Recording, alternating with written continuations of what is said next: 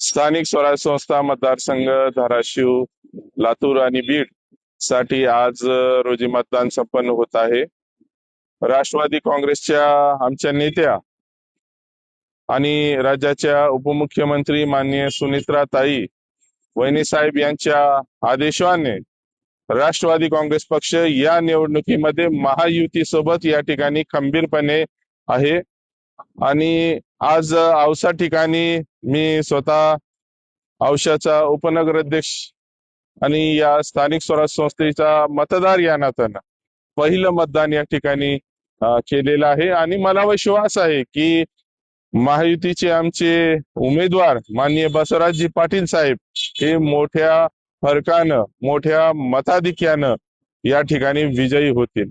आणि निश्चितपणे या मतदारसंघाला म्हणजे हा मतदारसंघ स्थानिक स्वराज्य संस्थेचा मतदारसंघ आहे आणि आमच्या ज्या काही अडचणी असतात स्थानिक स्वराज्य संस्थेमध्ये जिल्हा परिषद असू द्या, पंचायत समिती, नगरपालिका, मनपा या सर्व क्षेत्रामध्ये सदस्यांना जो काही त्रास होतात आणि ज्या काही अडचणी होतात त्या सोडवण्यामध्ये माननीय बसवराजजी पाटील साहेब हे निश्चितपणे या ठिकाणी न्याय देतील याचा मला या ठिकाणी पूर्ण विश्वास आहे।